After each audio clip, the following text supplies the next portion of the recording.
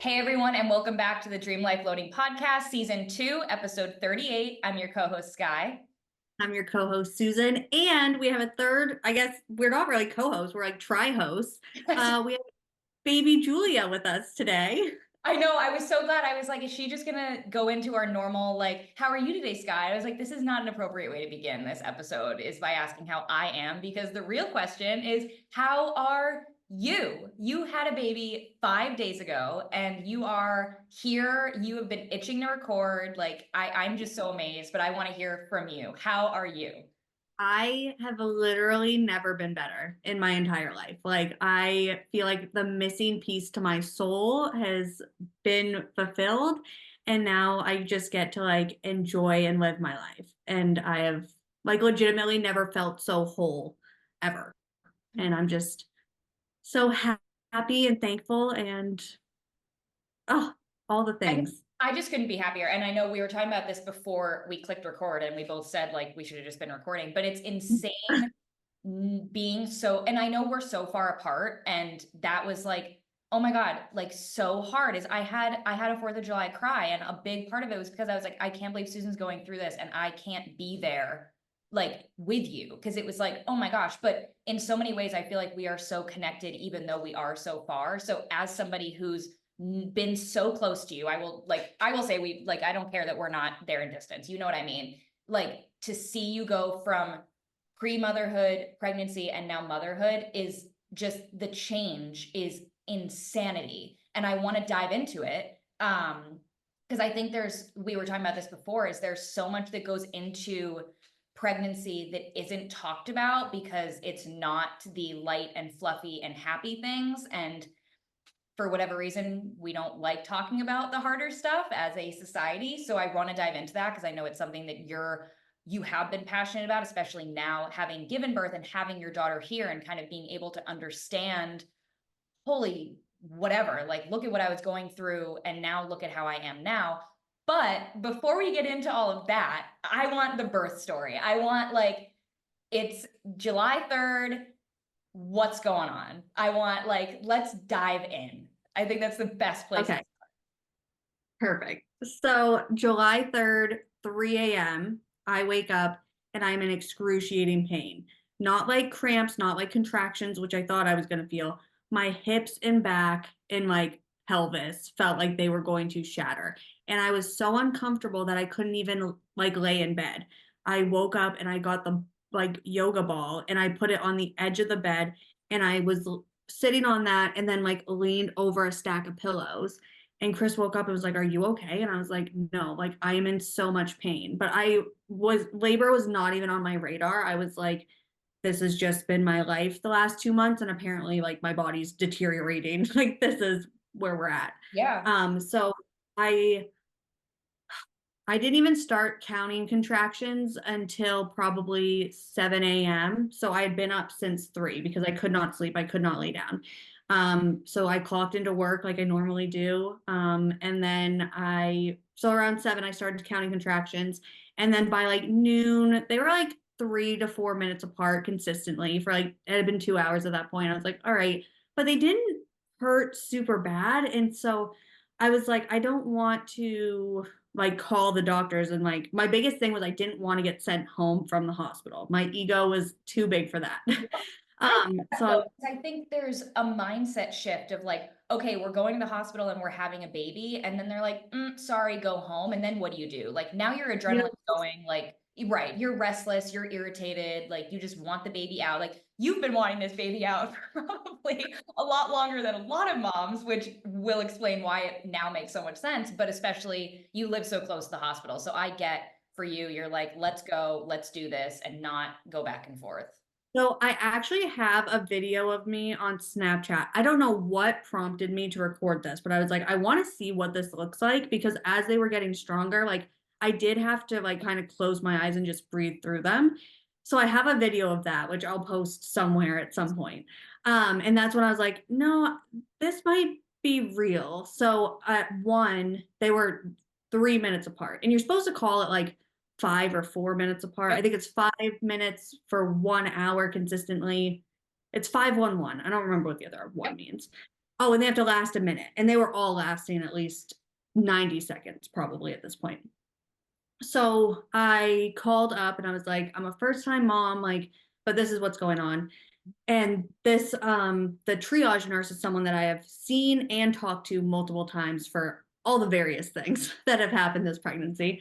And she's like, no, I think that this is the real deal. And I was like, okay. So I came downstairs and I was like, this house is a mess. I can't bring a baby home to this.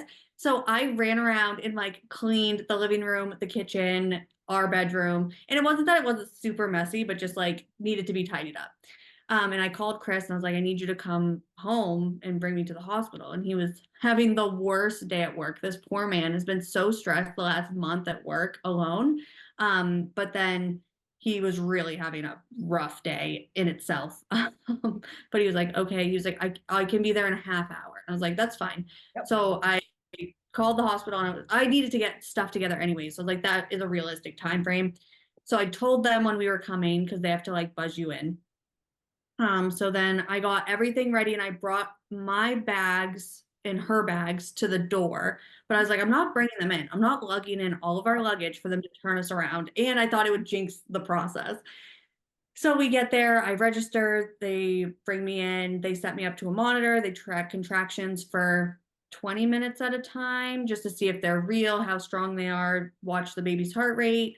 And then they're like, these seem like they're getting stronger. So we're gonna call your doctor and we'll see if he'll come and see you and see if they want to stay.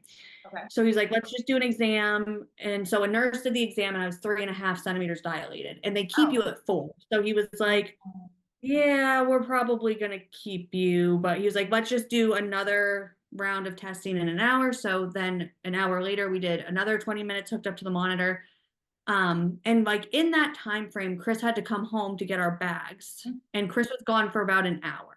Yep. So I we remember got there. it ironically, like I'm seeing like obviously my perspective over this whole process. And like when you texted me at 3 a.m., that was 9 a.m. my time. And that is never a time like you're up early. And that is never a time I hear from you. This is on July 3rd. And I'm like, oh my gosh. And literally you send me the text and then you go, don't get your hopes up. I was like, oh, like, because you knew I was gonna Yes. obviously assume. But then weirdly enough, we went to a movie, which like we never do. So the whole movie, I'm like, is she giving birth right now? Little did I know you were literally just sitting there waiting for time to pass. But then I texted you and I was like, because you were saying like, yeah, I'm just sitting here this minute. It's like, are you alone? And you were like, yeah, but only for like 30 minutes. I was like, how funny is that? That like the first time I check in is like you're actually sitting there alone. But so far it sounds like a lot of waiting. Yes. And it was like the contractions were getting stronger. So the second time that they did the monitoring, I was like, okay, I cannot sit for Oh, that again. Like I was in enough pain where like sitting made it worse. Sitting or laying down made it worse. So I was like, I'm gonna just walk around the yeah. room. And they gave us the biggest room. Like we were the only people on the maternity floor for which was amazing. They gave us the biggest room. And so Chris got back around, we got to the hospital around 2. He was with me until 5. At that point, they had said, you're definitely staying. They hooked up my IV. Chris stayed for that. And then as soon as my IV was in, he was like, I'm going to go grab our stuff so that we can get this taken care of. And then Maggie needed to get picked up by my in-laws. This is a question, and a lot of my questions are probably dumb questions, but I'm thinking like there's probably a lot of people that A lot of don't know, like you don't know these things. And so I think like if you're listening and you haven't had a kid, which is probably a lot of our listeners, I would assume, yeah. this is probably really informative because the amount of information I've learned from you over the past 10 months, I'm like, I have so much knowledge that is just not taught. And I feel like it helps you to like lose some of the fear over like Yeah. pregnancy and motherhood because it's just unknown. But my question was, you had said to me, we just got admitted, which means I'm having a baby tonight. So is Yeah. that process of being admitted different from when you showed up at the hospital? Like that's when the doctor Yeah, decides. so you're not guaranteed to stay. You can show up to the hospital and they're going to check you and run all those tests, but they could send you home.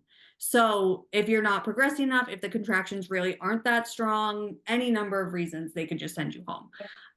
But like I said, they usually keep you once you're 4 centimeters dilated. I was half a centimeter off, and they were like, we'll check you in an hour to see if you're progressing. And if you're progressing, we're going to keep you. When they checked me again, I was 6 centimeters dilated, and that was about no, I was 5. I'm sorry. I was 5 centimeters dilated. and that was about an hour later. So Wow. I was progressing in a centimeter an hour. My mom had super quick births and they knew that. So they were like, you typically, this is what they had said, Mhm. was you typically fall in the pattern of your mother, Yep. whether it's because of the size, like the shape of your hips Mhm. or just genes, like that's usually how it goes. Did you So, ever break? so it partially broke, but her head was so low. Let's see, when did that happen? I was probably 8 centimeters dilated. And this is when things got really intense Yep. because during like transition, I wasn't getting a break in between contractions. So it was like you would get like the peak where it's like you can't function and then it would come down, but it would never actually stop. And I was like, I need a break. And the nurses were like, I'm so sorry. Um, and I used, oh, this is another thing I used was laughing gas. That was the only medicine that I used. I didn't want, well, I said I would have an epidural if I absolutely needed it. I wasn't against it for any Yep. reason other than I don't like needles. Yep. So after the IV was in my hand, I was like, I looked at Chris, I was like, I really don't want to do another needle if I can avoid it. Yep. And I was progressing so fast that I was like, let's just do, and you need 40, you have to give them 45 minutes to get an epidural. Yep. And we didn't really have that kind of time. So I just had a gas mask. And then during the contraction, I'd breathe into it. And then when the contraction was over, I could take it off or I could keep it on. Like you can't overdose on laughing gas. Um, but And the that was first, kind of like putting you into like like a happier, like what was the vibe difference of like laughing gas versus not? I, the first contraction I used laughing gas for, I pulled it off and I was like, oh my God, I felt like like the level of buzzed right before you're drunk. And I looked at Chris and I was like, Boozy Susie is back. That Yep. was the first thing I said. And the nurses started laughing. They're like, that's the best reaction we've ever had to this. Like, that's amazing. I was like, I feel great. So yeah, it was just like you were drunk. Yep. And that was for like the more mild Sure. contractions. I was probably 7 centimeters dilated when we started with the laughing gas. Yep. So it felt kind of fun for that little bit, but Yeah. then 8 to 9 centimeters was really rugged, and I just needed to breathe through it. One of my nurses did counter pressure, so she like pushed her fingers into my hips, and then Chris held my hand and just like talked to me the Yep. whole time. How long did that 8 to 9 centimeter like horrific pain last? So 8 to 9, honestly, 8 to 9, I guess wasn't the issue. I got stuck at 9.5. So Okay. So how long was at that? at 10 p.m. I Mhm. was an 8. And he was like, we can break your water if you want. And I was like, what's that gonna do? Because if that's gonna make it way more intense, I don't think I want that. But if it's gonna make it faster, then I can do that. Yep. He was like, okay. And then so we decided we were going to break my water. He went to go get the stuff, and I had a contraction in that time frame that he like it was probably a couple minutes, Yep. and I started leaking something, and I was like, let's just take, I was wearing underwear and my bra, and I was like, let's just take the underwear off because now I'm soaking wet in something. Yep. And like, yeah, you're definitely leaking something.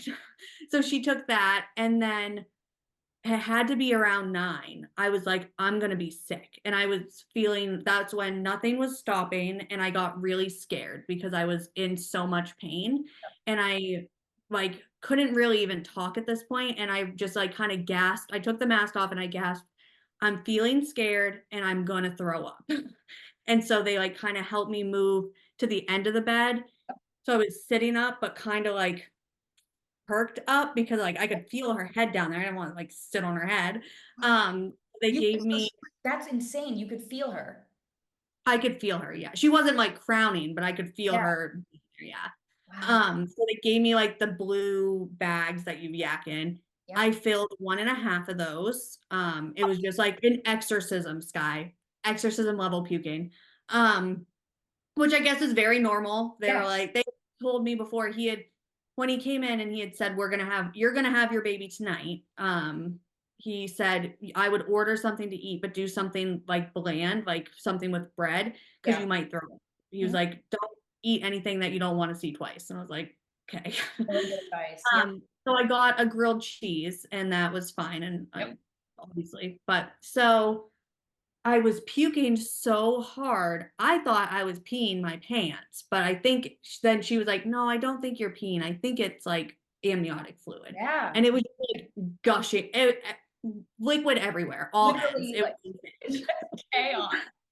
it was, It's yeah, it was, coming out from all ends. Like, and like you just don't care. I was in so much pain. I literally thought I was pissing my pants in front of 4 people and I didn't care. Like it was just like it is what it is. yeah. And they were so I collect myself. I'm done puking. I look up and one of the other nurses who ended up being Julia's nurse because they split you. So like there's Okay. 2 nurses, but the mother gets one and the baby gets one.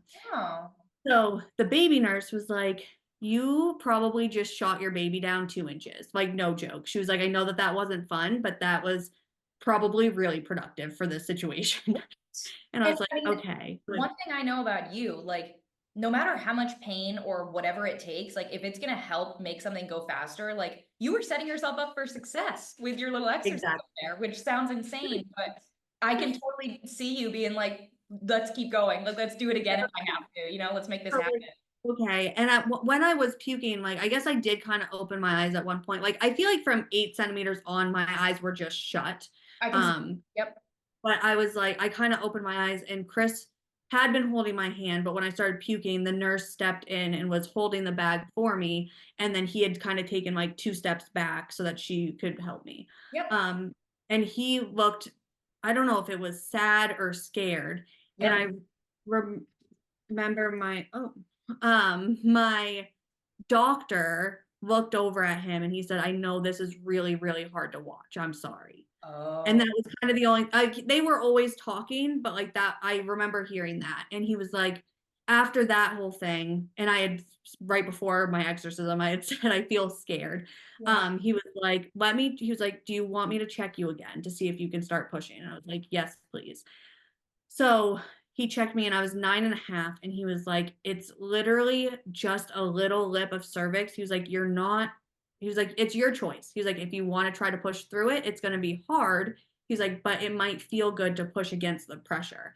And my nurse was like, she had a baby 9 months ago. And she was like, it felt so much better it felt more productive to be pushing than to just be sitting in agonizing pain. And I got stuck at 9.5 centimeters for like 45 minutes. So that's when he was like, let's just get set up for this and we'll see how this goes. And so I pushed, and pushing, I don't know what I thought it was going to feel like. It is nothing like I thought it was going to feel like. But when the placenta came out, that's exactly what I thought it was going to feel like. Okay. So I don't Dive in because I'm so know. curious. So pushing literally felt like, when they put gauze in your mouth, if you have like your teeth, like your wisdom teeth out or Yeah. anything, kind of stuff your mouth full of gauze. Yeah. It felt like that, but it felt like my butthole and my like vagina was full of gauze. I don't know how else to describe it. And then just like severe pressure. And it wasn't that like my hips and back are what hurt. And I was like, they're gonna break. Like I literally felt like they were just going to shatter or fracture. Would you say that there was more pain with the contractions leading up to compared to the actual pushing? Yes. Wow. I would say the contractions from 8 to 9.5 centimeters hurt worse than pushing because pushing I don't know, it just displaces the pain Yeah, yeah. almost. And it's And productive pain. it's productive and it's temporary. So it's like it's 3 sets of 10-second pushes, which they count can slow. There's like Yep. 1, 2, Ew. 3. Oh, you just You're want doing to such a smoke good me. job. Thank goodness my nurses were like the sweetest people. So like I wasn't annoyed by it. I was just like trying. And I realized this was something else. I realized I was having such a hard time in the beginning because I was pushing like I was weightlifting. Because when something gets really hard, you breathe out. But when you're pushing a baby out, you have to keep the air in your lungs because it pushes them down by having your lungs inflated. And I just never, I guess I didn't mentally even think of that. And then I was getting to 7 seconds and I was like, I can't breathe or I'd blow out. And they'd be like, no, no, no, hold your breath. And obviously I was in so much pain, I couldn't process what they were saying. So it took a few tries before we got it. But then once I figured out how to push, then it was like, okay, now we're in business. Um, Interesting.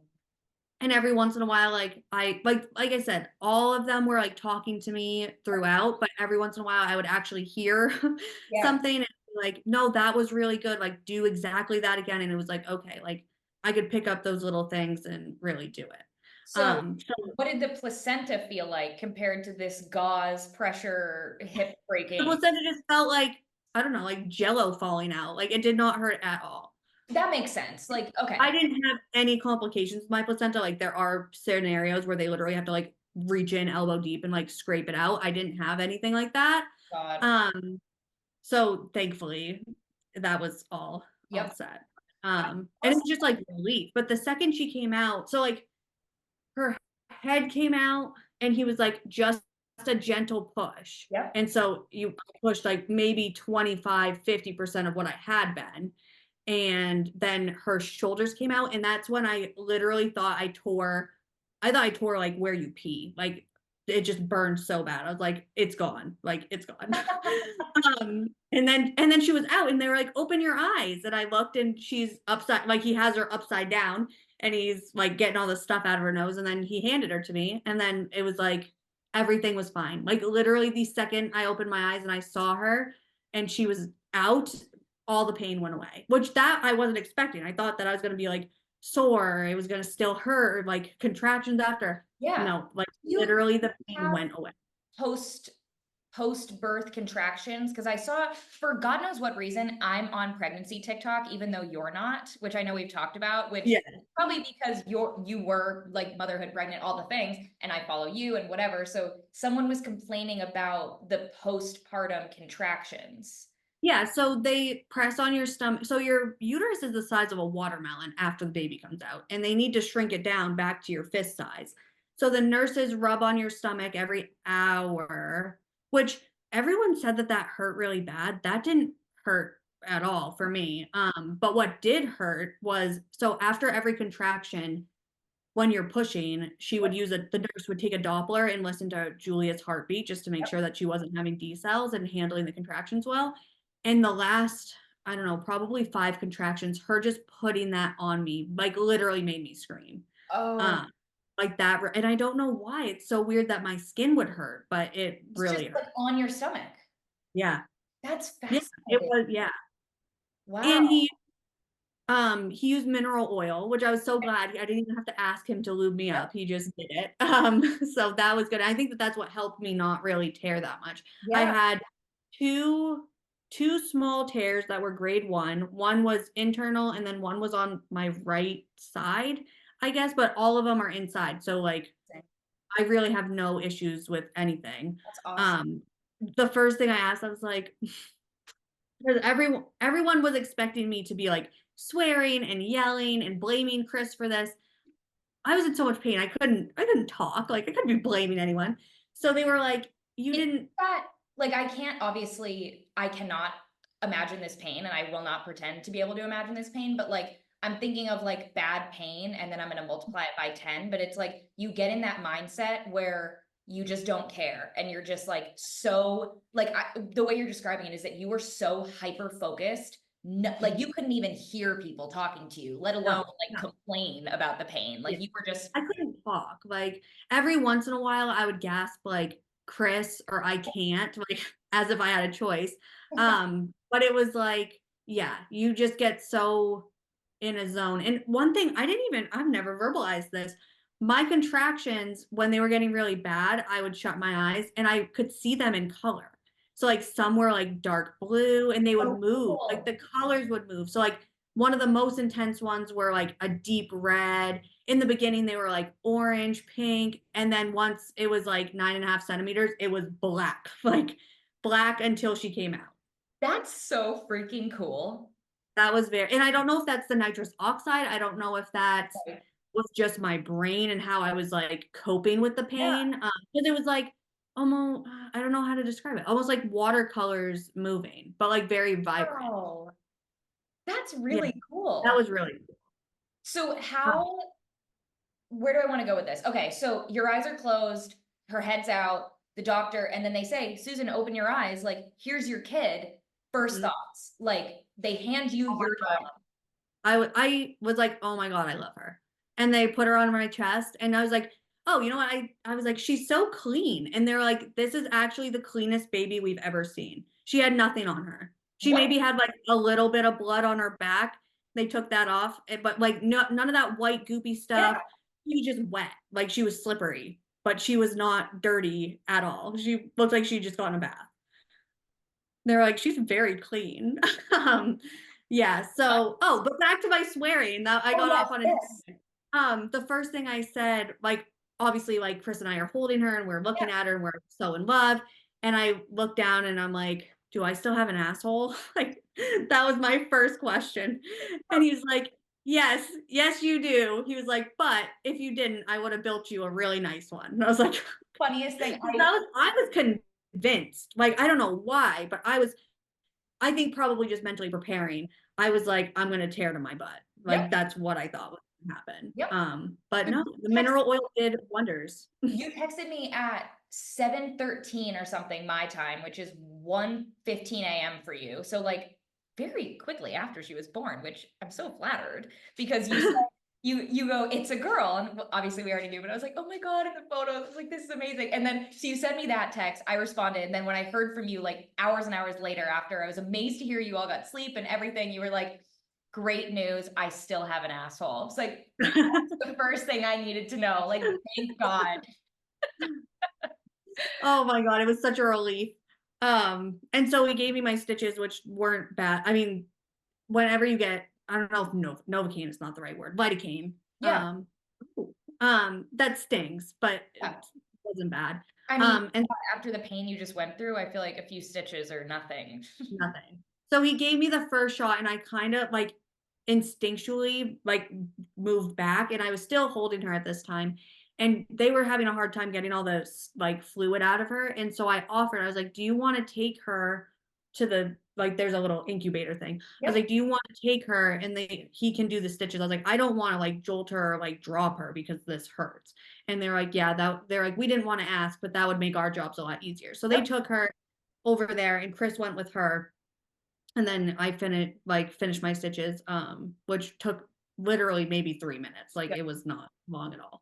I was sitting there just like literally chatting with my doctor. I was like, so why did you want to be an OB? And he was like, watching my kids be born. He was like, I started med school 6 weeks after my son was born. He was like, and watching my son be born, I was like, this is what I want to do for my life. That's He was like, it was so such an amazing cool. experience. Yeah. Wow. So yeah, no, it was like the best experience I could have asked for. My doctor was the doctor. I had two doctors that I wanted. And when I had called about the contractions, I was like, who's on call? And they told me, and I was like, okay, I like him. And I was like, who's on call tomorrow? Because in my head, I'm like, I'm not gonna have her tonight. I really didn't think that Yeah. we were gonna stay.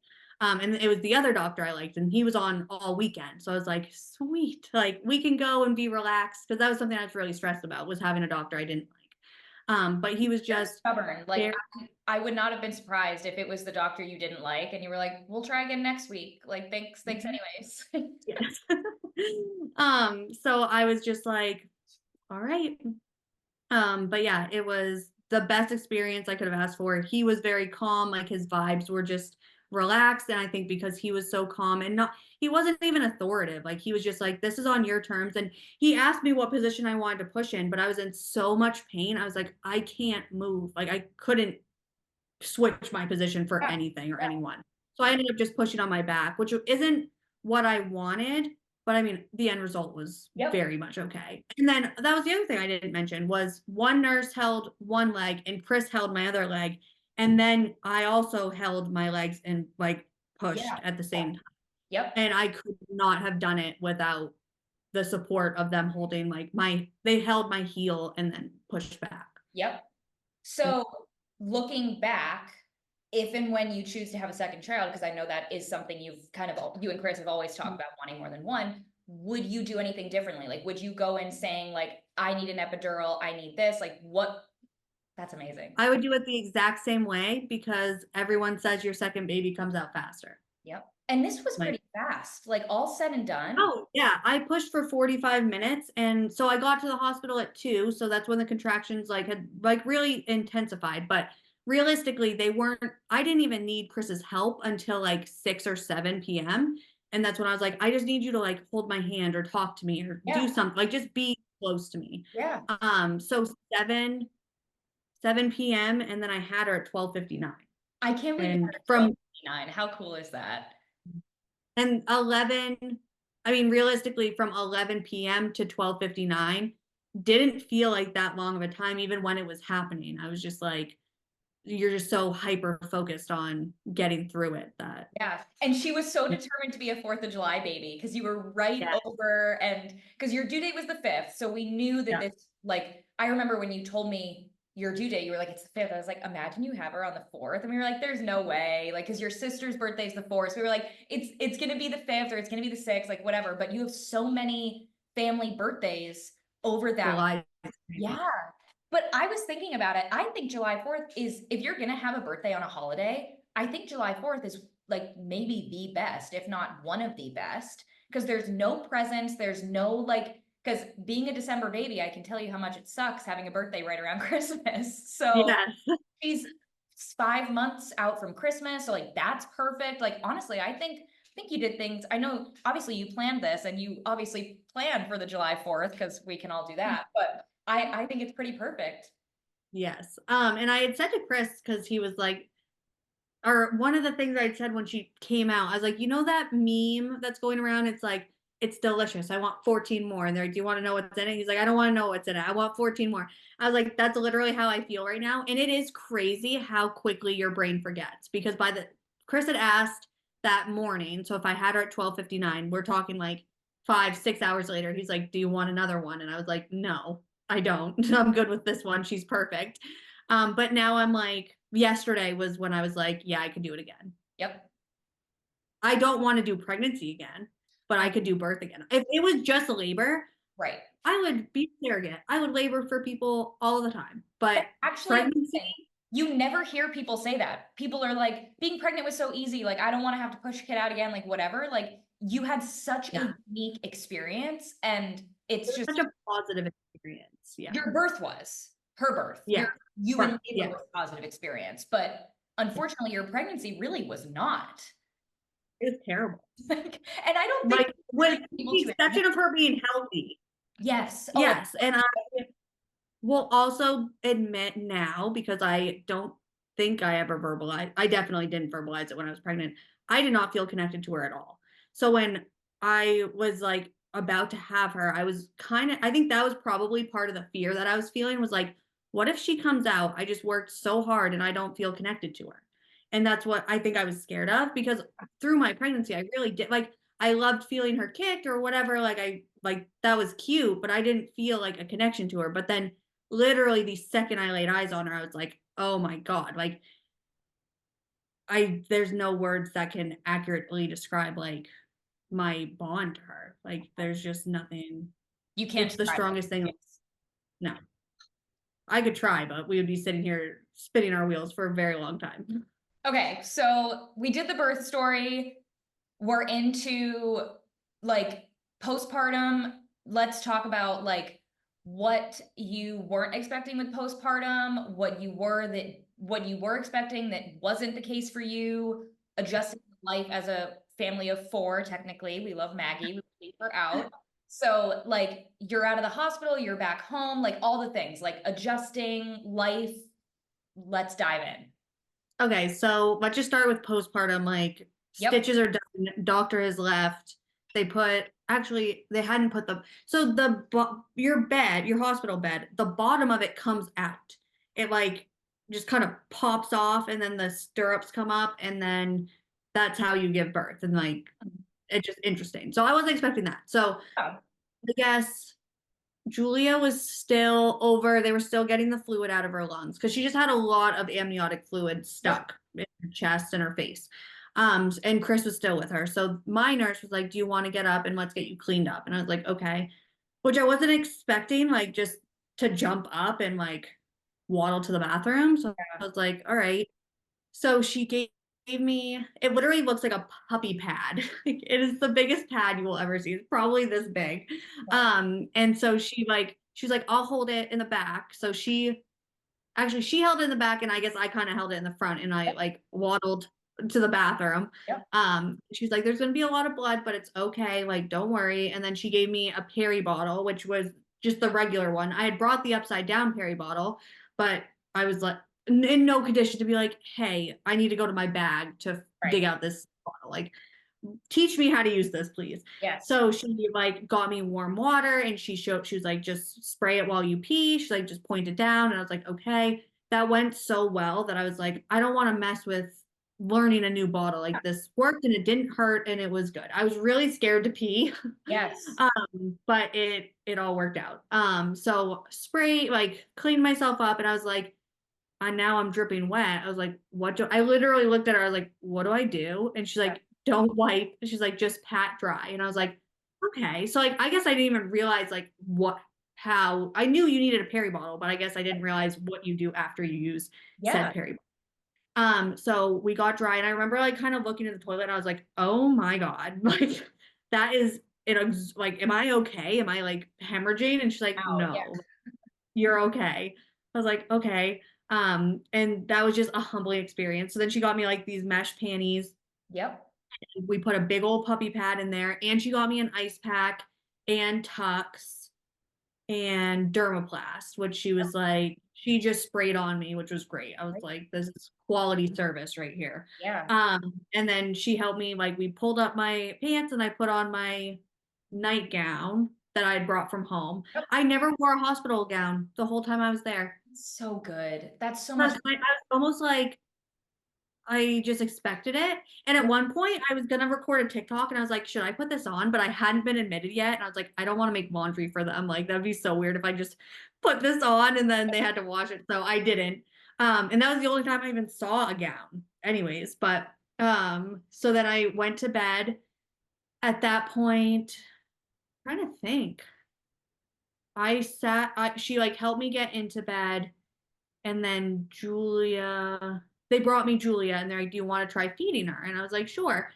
We did that literally maybe a minute of trying. I think it was the third try with the help of the nurse, and she latched. I was Wow. like, wow, that was really easy. I was also not expecting that to be easy. Yes. Because I feel like that alone, if you're go into it thinking you're going to breastfeed and then you have issues breastfeeding, I can't even imagine how like that brings such a boat of different emotions. Like Yes. the fact that she latched easily, one, I'm so grateful for, but two, let us have an easier experience. So I think that that's why my postpartum experience has been better. Yep. Um, so she ate for like 20 minutes probably. And then I don't know if someone swaddled her. I did not. Someone swaddled her and put her in the little bassinet next to me. And this is around like 3. And my nurse was like, you guys can go to sleep now. And I was like, what do I do if she wakes up? And she was like, just call me. Like, call me, we'll figure it out. Like, whether she needs whatever, we'll figure it out. Um, Long story short, none of us woke up because I thought that they were going to come in and do hourly checks on her, which they did, but Chris and I were just literally passed out. So Perfect. they woke us up at 6. Yeah, they woke me up at 6, and we let Chris sleep. Yep. And I fed her again, and then her and I just snuggled, and that's when I texted you, was after I had fed her. Yep. And we just hung out, and Chris got up probably around 7:30, and he had like a hard time getting up. And he was like, I'm so sorry that I wasn't up with you. And I was like, Chris, you had a really stressful day before we had a baby. Yes. He's like, but you physically had a baby and you're like, fine. And I was like, right, but you emotionally Yeah. watched that. Like, I didn't watch that. I Right. just And lived it. the way you've described like how fast your body is bouncing back, like there is something so amazing about the specifically female human body in the ways that it just like the ways you were able to like push out this child and then just like get up and go, like it's just amazing. It really is amazing. And then like this is day 5 postpartum and you're like going for walks and like almost back to like obviously not back to life as normal. I understand it's only been 5 days, but it is Yeah. really amazing. And so it's not all Well, that surprising that your body like the instinct kicked in, and it was like, no, I'm up, I'm feeding my baby. Like, this is what you're meant to do. Like, your body just knew, like, this is it.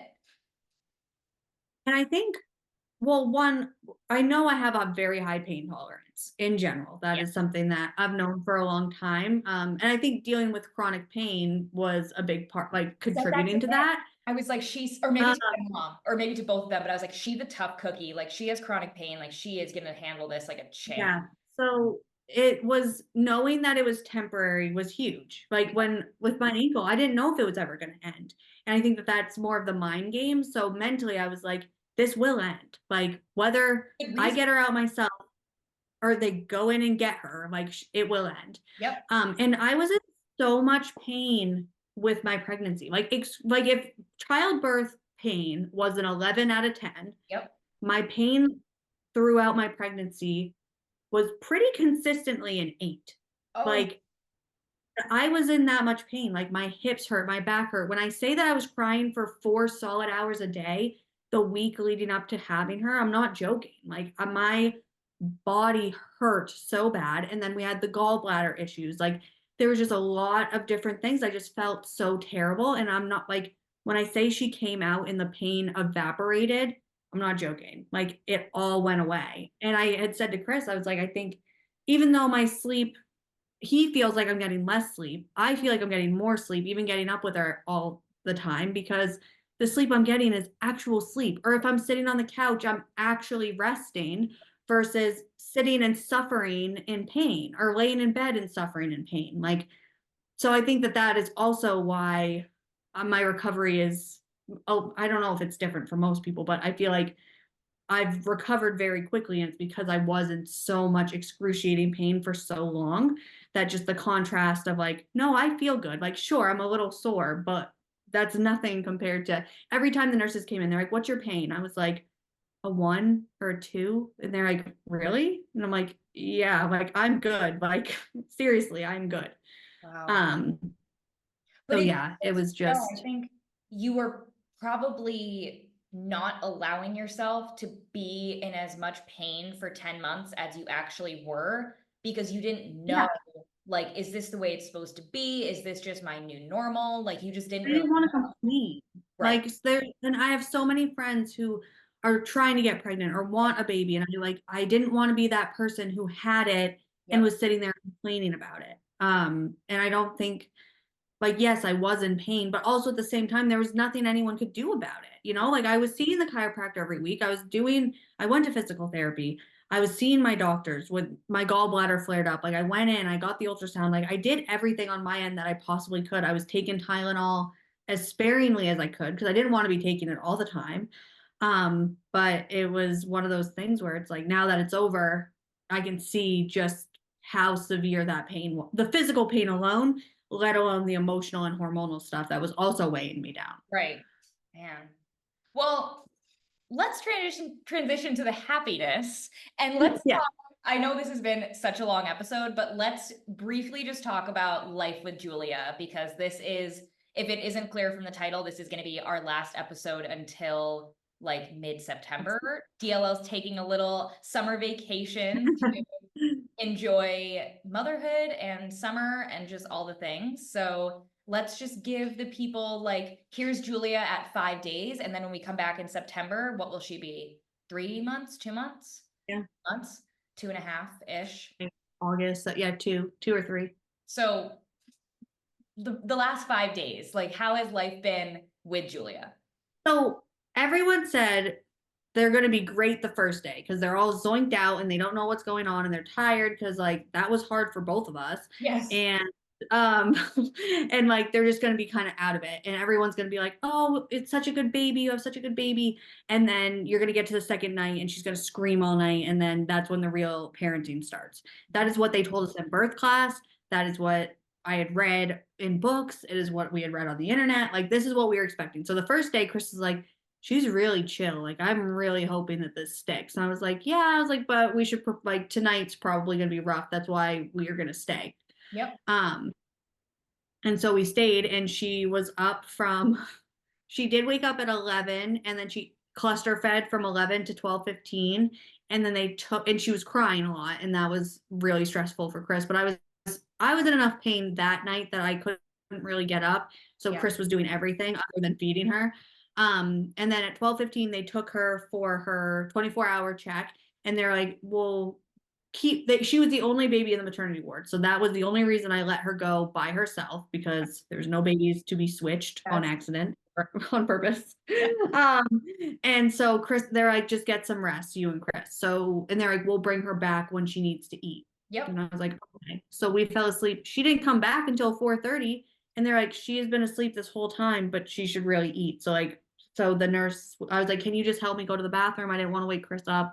So she's like, "Yeah, absolutely." So same nurse came, helped me, went to the bathroom, did all my things, came back to bed. I picked her up. I woke her up. I fed her, and she ate great. And then we did the same thing we had done the day before. Her and I hung out for probably an hour or so. She was awake. And then Chris woke up. Chris changed her diaper. And then we had our day, and we went home, or we went home that day. So we had breakfast together. We had like the sweetest little heart to heart. Chris and I had a really nice heart to heart. And then we packed up and we went home. And then when we got home, we got all unpacked, settled. Chris took the baby. I took a 2-hour nap. And then since then, we've gone into a really good routine. She gets up like every 3-ish hours and eats, and then she sleeps, and then we change her diaper, and then she's awake for 30 to 90 minutes. And that's just our routine. She's so chill. One thing, this was something that changed was 2 days ago.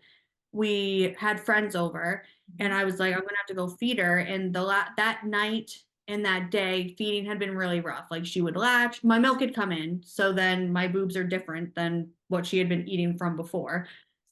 She would latch, and then she would unlatch and scream, and then she would latch, and then she would unlatch. And this was the whole time, but it would take like an hour to feed her. And Chris was like, "It's making me really sad. Like, I don't like that she's so upset." And I was like, "Me neither." And she was hitting me, which was rather rude. Um, but I was like, "Yeah." So we had friends over, they had brought us dinner, and he was like, "Why don't we just try giving her a bottle?" Because I had been pumping in between. And I was like, "Okay, like, yeah." So Sarah and Chris got the bottle warmer put together and learned how to use it. They heated up the bottle. They gave it to me. She ate the whole thing in 15 minutes, didn't cry, didn't have gas. And I was like, Chris and I looked at each other, we're like, "That was really easy." Like, that was ridiculously easy. So Chris was like, "Why don't we try to do that tonight?" So we had enough milk from that one day of pumping to get her through the night. So Chris divvied up, we got all the bottles out. He washed them, he sterilized them, he got them all organized. He put 2 ounces in, like 5 of them. We put them in the fridge, and she loves a bottle. And I'm like, the first little, like, between that first bottle and then that night, I was a little sad, because I was like, I really enjoyed nursing her, but I was like, I don't want her to be screaming. I don't want her to be upset. And I was like, and what she wants or needs is way more important than what I want to do. Like, wanting to nurse is a want for me. It is not a need. Yep. That's So motherhood though. Like that's like, even when you told me this and you were like, "Look, like I was a little upset at first, but like this is what's best for her." It was like, there's your first decision as a mom, is like, what I want doesn't really matter as much as what she wants, or even what's necessarily better for her. Like, you don't know things until you experience it. right. And it was so, honestly, it's so nice, because she wakes up, she doesn't even cry when she wakes up. Now we've gone on 2 nights straight, or 2 whole days and nights of breast milk bottles. She doesn't cry. I wake up to her fussing, and I pick her up, and then I have enough time between getting her out of her bassinet, bringing her to the kitchen, heating up her bottle, which doesn't take long with the warmer we have, sitting down and feeding her. She doesn't cry the entire time. And then she eats, and she falls right back to sleep. And then I feed her. And then we actually got into a good routine the first night. I was feeding her in bed with the bottle, but then it was like I was getting up a lot to like get the bottle warmed up, feed her, get up to come back into the kitchen to clean up the bottle, because you don't want to let all that stuff sit. Yep. So last night we did a little different, and Julia and I let Chris sleep because Chris had to go to work today, unfortunately. Oh man. So we got up, we had the bottle, warmed up the bottle, went to the couch, sat down, fed her, she fell asleep, burped her, sat her next to me, I pumped, then we all got up, Yep. put stuff like cleaned everything up, put her to bed, and then I went to bed. It Amazing. takes like 45 minutes start to finish. Yep. Whereas one, I know she's getting a full feed because she's sleeping honestly, 3 to 4 hours chunks now. So that's great. Like I feel refreshed. She ate we went to bed at 9. She had just eaten at 9. She woke up at midnight. She woke up at 3:30 and then she woke up at 6:30. Like I cannot complain. And you're already getting into like these cute little routines. And I can't wait to see like, I mean, obviously I'm going to be talking to you every day for the next 2.5 months, but I'm excited for like to be able to look. And I know TikTok is going to be such a cool way to like see progressions too. But like from now in this episode to then when we come back in mid-September is like, here's our routine now. And like, this is what we're doing. And here's how she is. And here's how you are. So yeah, I don't know. It's obviously such a cool thing, and the fact that like you've brought this human being into the world, but like the fact that she's yours, and it's all so cool. And I realized I was looking at our episodes from the year because I was like, all right, we're recapping, like let's see where we're at. And so not our first episode of the season, but our first episode of the new year was your pregnancy announcement.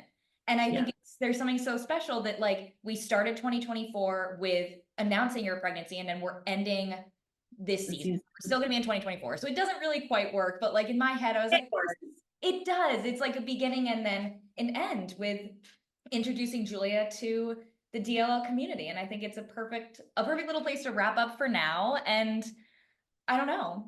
How do you want to, is there anything else? I feel like we've talked for hours, but I know. It's so good. So much important stuff to talk about, and it's just so exciting. And something I wanted to say, like, I feel like this season we really connected our lives to the brand more than we ever have before. And I think we had not like a fear, but we didn't want to make it about us. But I think that's what's allowed us to grow so much, is actually making it about us and leaning into like the Italy side of things, the hockey side of things, and then the motherhood side of things, buying a house, family. Like there's all these different amazing life changes that we've both gone through over the past year. And to be able to document that in this realm of self-improvement, that's DLL. So the fact that like we really chose to like bring our lives into the company, I think there's it's watching our dream lives unfold in real time. Yeah, you just exactly vocalized what I was trying to say. Yep. So favorites, and then we'll reveal Julia, even though if you follow us on Instagram, you've already seen her, but yes.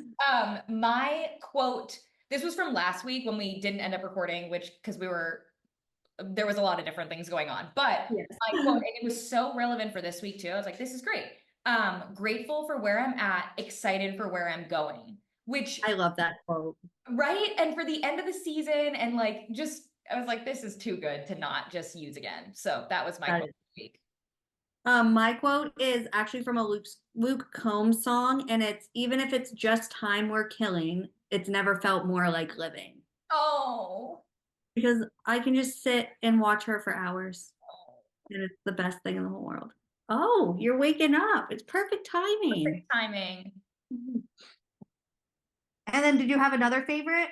I mean, I did, but it feels so stupid now that you're holding this gorgeous newborn. Look at her little scrunch. Say hi. And she just is sweet. Oh. Okay, the fact that we get to watch her wake up, like look at her little yawn. If you're listening and not looking on camera, you need to go onto YouTube and watch this, because look at her little feet. Does she have 5 fingers on each side and 5 toes on each side? Except I will admit, there was one day where I had to count them. I was like, Chris, does she have 4? She's like, no, she definitely has 5. And she has my toes. She has little monkey toes. She'll be able to pick things up with them. That was like my dad's go-to always, was like, do they have 10 fingers and 10 toes? So, oh my. And her outfit is so like DLL coded too, the little ruffles. She really does look so much like you. I know I've told you that so many times, but like every day she looks more and more like you. Big dog. Hello, little one. She's the best smell. They should make candles of this. Oh, baby smell. Okay, we need to end before we both sit here and people are listening and they're like, I don't. Like, what are you doing? Oh, Okay. I did have a favorite. My other favorite is labor and delivery nurses because you are literally at your most vulnerable Yep. and they like cradle you and take care of you like big sisters. And it was the best experience. And I'm so thankful for them. That's awesome. Well, I hope everybody has a fantastic second half of the summer and beginning of the fall. We haven't talked about a start date yet. We'll talk about it off camera because I had an idea, but I'm thinking mid-September we'll be back, Yeah.